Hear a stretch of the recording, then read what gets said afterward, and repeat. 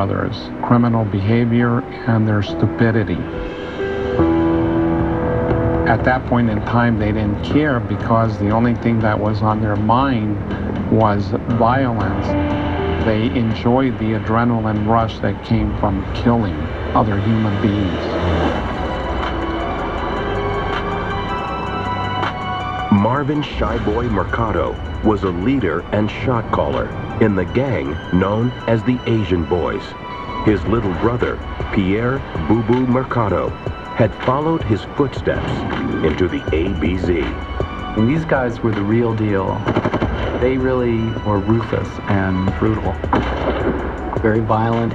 I'm talking about murders, numerous hundreds of other crimes, and home invasion, robberies, burglaries, extortions, everything with them. They are unique. I mean, not just because they're Asian, but because they were really organized and effective and really let it all hang out with hand grenades and shotguns in the crowds, shooting over the roofs of cars. Engaged in wholesale violence. They preyed upon their own people, like parasites. Marvin was tall and thin. They called him Shy Boy, and he didn't speak a lot. Pretty wiry, tough, street tough kid. Pierre was called Boo Boo. I don't know why. Boo Boo, I'm only assuming, is a reference to the sidekick on the Yogi Bear cartoons. In the gang world, very often these nicknames, like in the real world, are not necessarily complimentary. Shy Boy and Boo Boo would spread fear and death across the San Fernando Valley. They were both in the upper echelon of the Van Nuys Asian Boys. A little bit different personalities, but they were both leaders and shot callers in that gang. Marvin and Pierre, they were just absolutely without any type of redeeming social quality.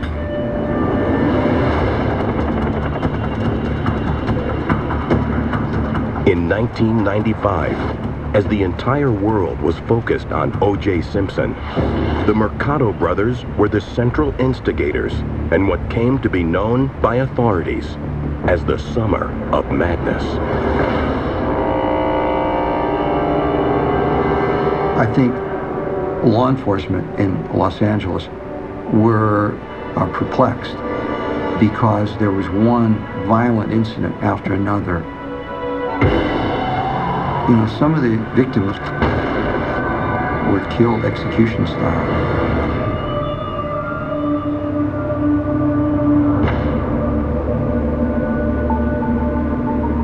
The greatest fear for anyone in society is that you can be doing nothing wrong and be accosted or killed. That was a frightening summer for the people in San Fernando Valley. Police suspected the Asian Boys in more than a dozen murders and numerous other violent crimes. I think they coined the phrase Summer of Madness really well to describe this. Police discovered a videotape in which the Asian Boys filmed themselves and coined the term. Summer of Madness is the phrase that the Los Angeles news media adopted.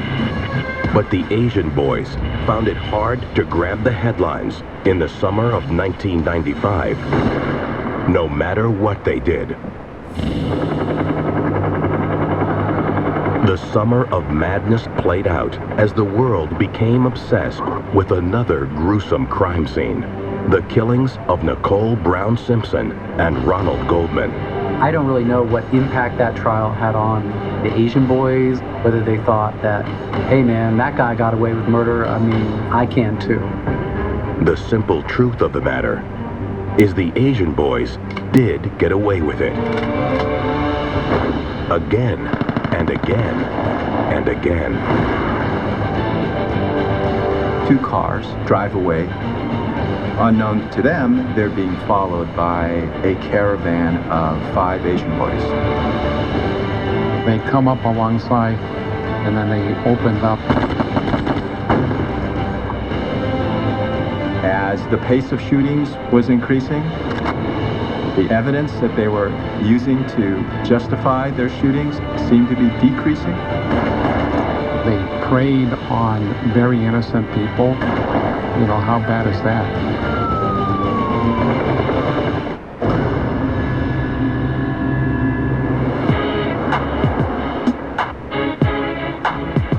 In 1988, Colors hit theaters with a bang.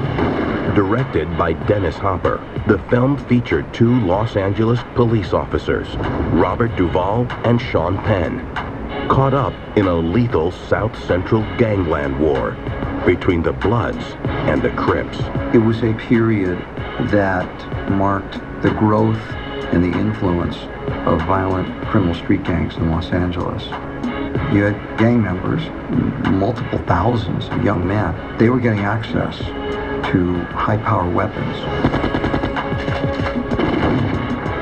These were military-style weapons in the hands of people who didn't have the judgment, obviously, and so you had a tremendous uptick in violent killings in Los Angeles. The most notorious gangs at the time were those featured in Colors, largely African American and Hispanic. In the 1980s, gang culture became iconic all over the United States. There was so-called gangster rap, glorification of violence, glorification of use of weapons. That all played into it and was adopted by all ethnic groups. The history of the gang, known as the Asian Boys with a Z, goes back well before Marvin and Pierre Mercado were even born. The Asian Boys crew was actually established in 1970 in Long Beach. These second-generation kids from Southeast Asia came to the United States and were, picked on by other gangs, other groups, and so they decided to form their own gang to protect themselves. Founding members were reported to be Cambodian and Vietnamese, but as cliques spread through the United States, they also became more diverse. It included Koreans, Vietnamese, Cambodians, Filipinos, so it was a meshing of ethnic groups, if you will. The 2 brothers who had helped terrorize the San Fernando Valley of Los Angeles in the mid-90s were Filipino. Marvin and Pierre, actually, they were born in the United States, but their parents were from the Philippines.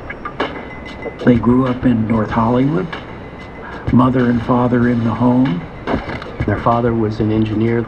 The mother worked in real estate. Everyone kind of knew that they were good students and good kids. By all accounts, a lot of the Asian boys were A students. There was an individual by the name of David Evangelista who got straight A's in school. But the minute that he became part of the Asian Boys crew, he started committing crimes. The birth of one of the most violent gangs in the history of Los Angeles can be traced back to one corner in Van Nuys. There was an apartment building at Van Nuys Boulevard and Valerio Street. This apartment building was initially predominantly Latino. Some immigrants from Southeast Asia started to move into that apartment building. Some of them did not speak good English, and they were persecuted by a Latino gang, the Valerio Street gang. They were outnumbered by the Latinos in the area, and so that's how they formed this faction of the Asian Boys. It was a kind of, you might call it, self-protection society within that apartment building. In the beginning, they were hardly feared in their own neighborhood, much less the city of LA. And while they protected themselves from the local Hispanic gang, they targeted their own people for money. Gangbanging is a full-time business. They need to have some money coming in. So what they would do is they would engage in home invasions, burglaries. The Asian boys specifically targeted other Asians, especially Asian immigrants. These people were distrustful of the police, wouldn't report crimes or cooperate with law enforcement. They knew that a lot of the Asian people that lived in Van Nuys stored valuables because they didn't believe in banks, so they had valuables in their homes. So the Asian boys would go out and they would intimidate their own people. The problems began when they realized they weren't the only players in this game. The Asian boys decided they were going to become the most feared gang in this underground world. One of the things that stood in their way were the Huaqing. Huaqing is a traditionally Chinese street gang out of San Francisco, but with cliques all over the U.S., and one in particular in Southern California. The Huaqing was the Asian boys' traditional arch enemy. It is common to see gangs fighting over street corners because their business model, if you will, is street sales of drugs. Asian gangs, for the most part, are not in that business. They're not engaged in the street sales of narcotics. So with Asian gangs, they tend to fight over locations where they hang out and recreate, for lack of a better word.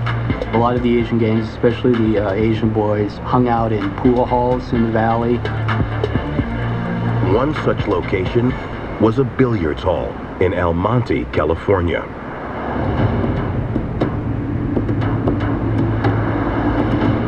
December 3rd, 1993. There were members of the Asian boys at that billiard hall, and then later that evening there were about 20 members of the Huaqing gang who were rivals that came into the billiard hall. The events that night were caught on surveillance cameras. Another Asian boys gang member comes into the pool hall. He's wearing a plaid shirt and he's got a semi-automatic weapon tucked into his pants. He begins to antagonize the Huaqing. He starts bad-mouthing them, and he does the mad dog stare, staring down the members of this gang. And he does it again, and there's an individual by the name of Chu Yang, who they call China Dog, that comes in behind him and tackles him. China Dog starts shooting him. The Asian boy was known as Kicker. Kicker was shot down by a Huaqing gang member. China Dog comes up to him and shoots him twice in the head, just literally executes him in front of a video camera. After that, the Asian boys decided we're going to be the baddest gang. We're not taking from anybody. We're going to be feared. The Asian boys just wanted to be the biggest and the baddest of them all.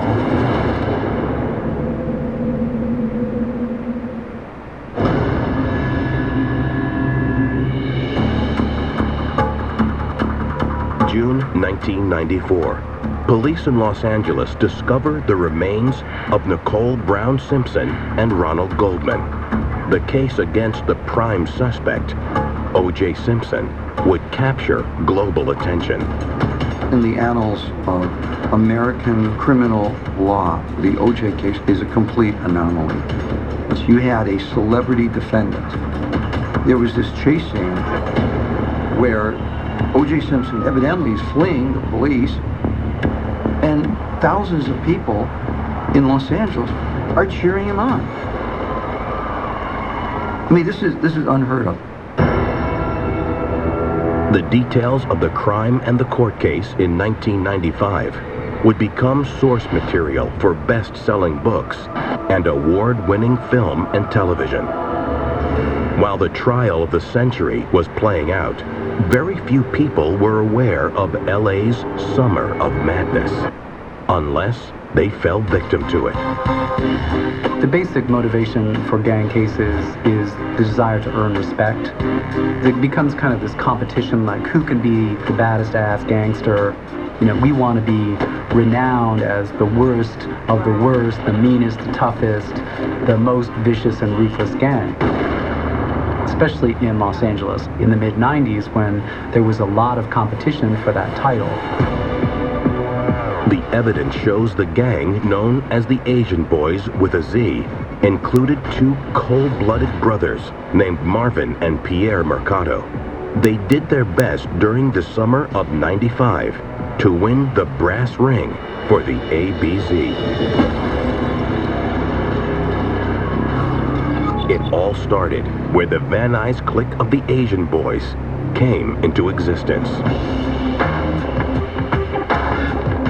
Valerian Van Nuys, there's an apartment complex there that is populated by a lot of Asian immigrants. The gang there was the Valerio Street Gang, which was a Hispanic gang.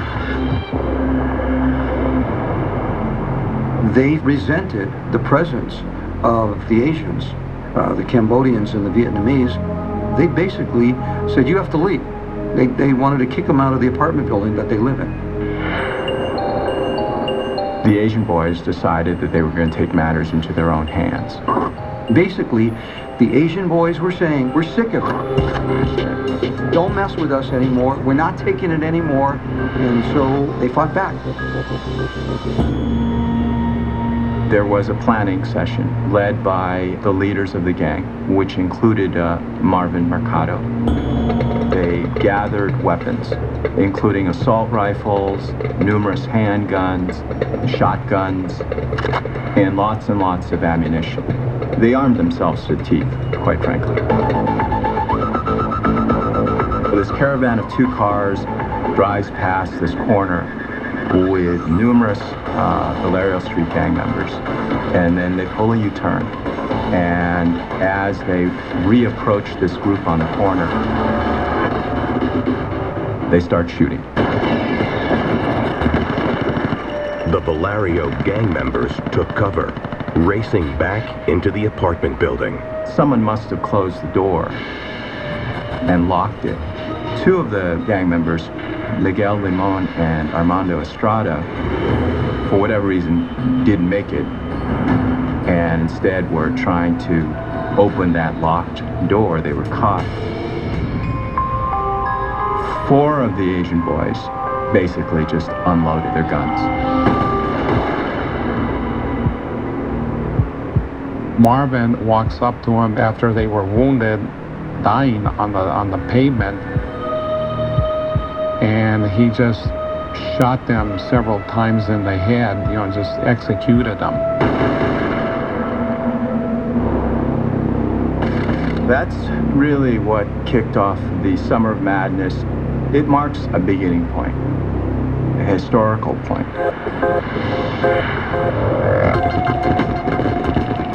July 5th, 1995. Boo Boo Mercado and another member of the ABZ get into a late-night altercation near the 405 freeway. Two off-duty Marines were driving back to Camp Pendleton. Pierre was in a Supra that was owned by another gang member, David Evangelista. These were young guys, you know, late at night. And there was some sort of staring behavior, mad dogging, which is very common in this gang world. They were doing some back and forth in the two cars, and basically out of nowhere, Pierre Mercado fired several shots. Thankfully, only one of those Marines, Mr. Mellon, was struck in the jaw. His partner, the driver, got the Jeep off the side of the road on the way to LAX. He was able to perform first aid on him and basically save his life. 3 weeks later, the ABZ strike back at their fiercest rival, the Huaching Gang. One evening, Marvin and Pierre Mercado receive a phone call that the Huaching is at a restaurant, a cafe. This is a coffee shop. has a couple of video games inside. So one of the girlfriends of this gang, she believes that she recognizes people who she thinks may be watching. So what they do is they pile into 2 cars and they park behind the restaurant and wait.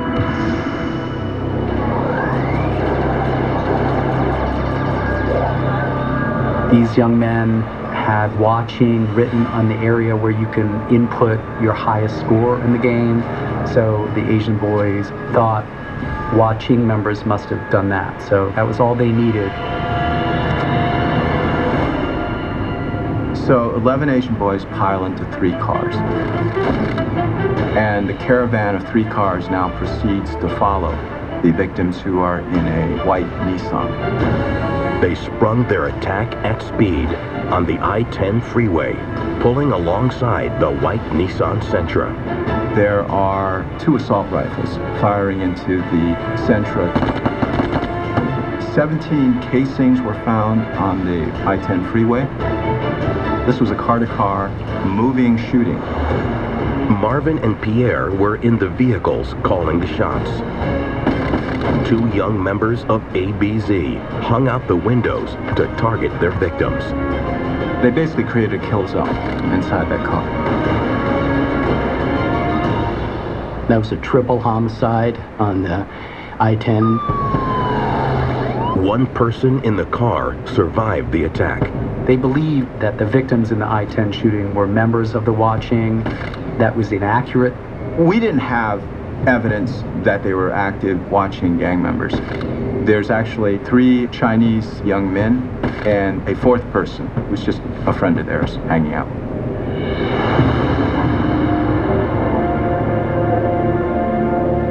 You know, they were complete psychopaths that preyed on very innocent people, you know, their own people.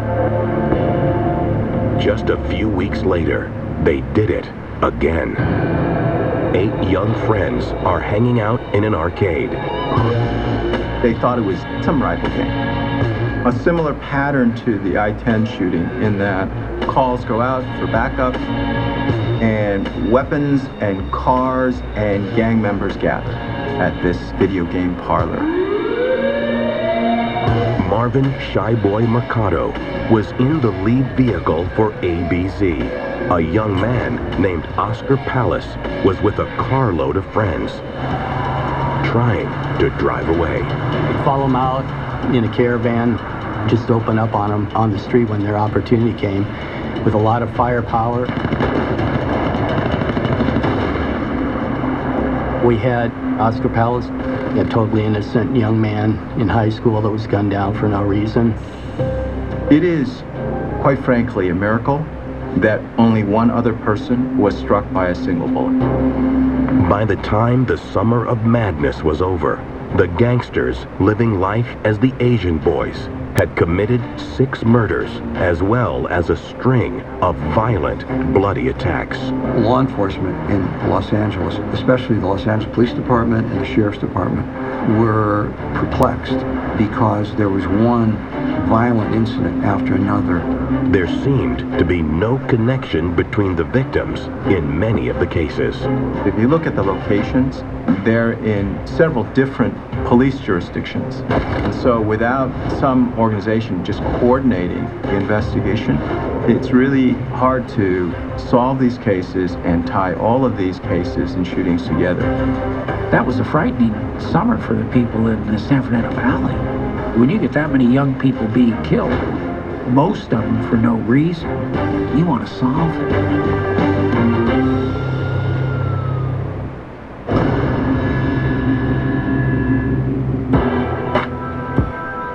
October 1995. The verdict returns in the trial of the century. We, the jury, in the above entitled action, find the defendant, Orenthal James Simpson, not guilty of the crime of murder. There's no doubt that the racial card played a huge role in the Simpson case. The disclosure that one of the detectives on the case was a bigot, that he'd used the N-word numerous times, lied about it in the witness stand. Those are unique factors that went into the trial of the century. While fierce debate over the outcome of the trial boiled over across America, the Los Angeles Police Department was struggling to solve a series of violent attacks in which race also seemed to play a role. Asians all across the San Fernando Valley were being targeted in seemingly random acts of violence. These horrific shootings are killing lots and lots of people, and so far they're not getting caught. And so at some point in this string of crimes, LAPD formed a gang task force.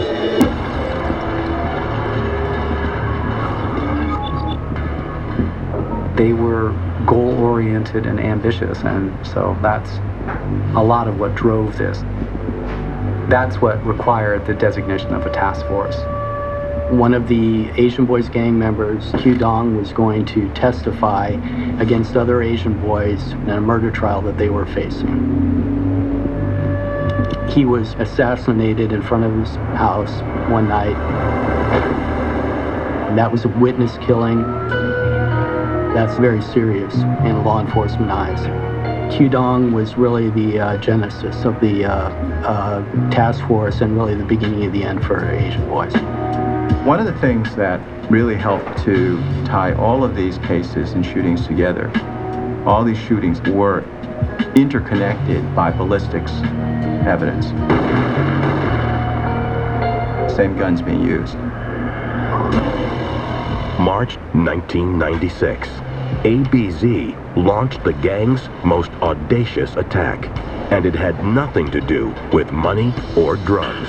Younger members of the Asian Boys gang were at a party, What we call the Sherman Way Flyer Party. They targeted because they believed there was other gangs there, and there really weren't. There were groups of young people getting together, sporting haircuts and fashions that were kind of reminiscent of Asian gang attire, but really there weren't gang members. They were all innocent kids. That was a bad incident. I think the worst incident for Marvin, it was over on Sherman Way. A big dance, a rave party. Pierre met his brother Marvin there, and Pierre picked up some guns, a shotgun and some pistols on the way over there, and gave them to Marvin, and then he hung back and acted as a rear guard. Marvin charges into the party and starts shooting randomly into the crowd. He killed one person and wounded two others with the shotgun. He didn't stop there. Marvin grabs a hand grenade, pulls the pin. He threw a hand grenade into the group of people, but it didn't detonate. That's pretty crazy. I think even Marvin realized this is really getting crazy now. Fortunately, it was not a live grenade, otherwise there would have been a lot of people that would have been killed. By then, the task force was on the trail of the ABZ. By then, the police net had started to focus in on the Asian boys. The pressure was building on the Asian Boys. There is a shooting that occurs while the surveillance is going on, and that leads to a big break in the case. People caught red-handed. All of the main players that we were looking at were arrested. I interviewed Marvin when we arrested him, Pierre likewise. The brothers kept their mouths shut. Unfortunately, the district attorney didn't feel we had enough for prosecution, so all of our guys were released. We had to get more evidence. We had to do more work. But in the meantime, all of them got away.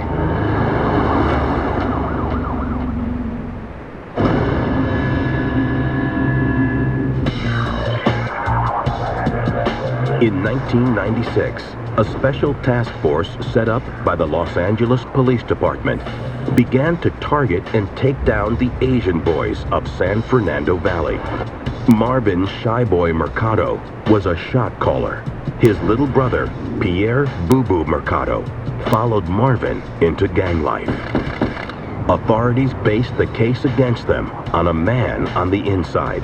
Trung Dinh was one of the first Asian boys who was caught and arrested, and there was an abundance of evidence against him.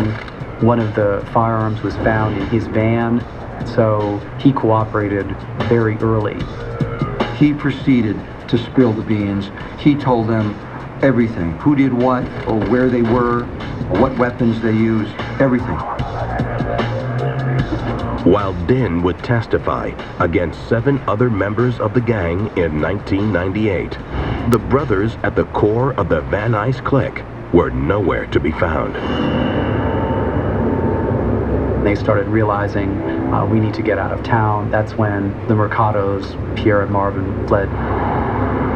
And those 7 were convicted. All that remained were the 2 Mercado brothers who had escaped. They got away for about the next 10 years.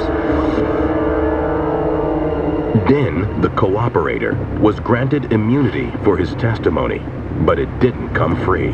The Asian boy sent a hit team up to San Jose and killed his father when he answered the door.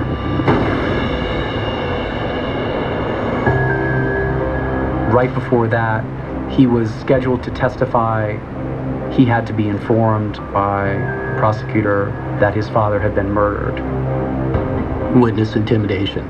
They also threatened to kill all of the 7 of us. On the task force, we found jail letters trying to solicit people to kill the detectives involved in the case. What they did not find was information leading to the arrest of the Mercado brothers. America's Most Wanted helped us by keeping it in the public eye for a while. And then we had, an FBI reward. Really none of that paid off for about 10 years until somebody gave them up for the reward. There was a reward for turning Marvin in. It was well publicized. Marvin always suspected that he was turned in by somebody in his own family. By then, Marvin had a new family. In the Philippines, Marvin meets a young lady. Well, Romero is the daughter of a construction magnate, very wealthy. The family that he married into, they're a socially prominent family in the Philippines. The wedding was a big deal in Philippine social circles at the time. He invites all of his family to Manila to this huge wedding. All of his family come in using fictitious names. The wedding invitations that were sent, that was the lead that got them to realize he was in the Philippines. Marvin was using the name Mark de Los Angeles. They both changed their names. Pierre Mercado went by Angel Reyes. Nicole Romero's father puts Marvin up in the equivalent of Bel Air in Manila. He also sets up Marvin into an internet business. Pierre worked with his brother, running the internet cafe. They both were not involved in criminal activity that we could ascertain during their time in the Philippines. The brothers' violent past caught up with them in 2007. U.S. authorities were tipped off and contacted Filipino police. The arrest itself was conducted by the FBI and Filipino law enforcement, and it was non-eventful. It was a peaceful arrest. They were detained in an immigration facility inside a military base in Manila. The brothers had become new men in Manila, especially the married man Marvin. Marvin could have continued his former lifestyle as a gang member, continued a life of crime and violence, but Marvin, he did everything that anyone could ever ask for to demonstrate that they're a different person. Rejecting the gang lifestyle, building a business, being a decent person, being involved with his church, getting married, and being a kind and loving member of the family he married into. He did it all. Marvin turned out to be articulate, caring, so many things that when you say, wait, look at these crimes, how can you say that? I can say it because I spent a year with him. There can be humanity in people that you're not even aware of, and that was Marvin. But he could not erase the past.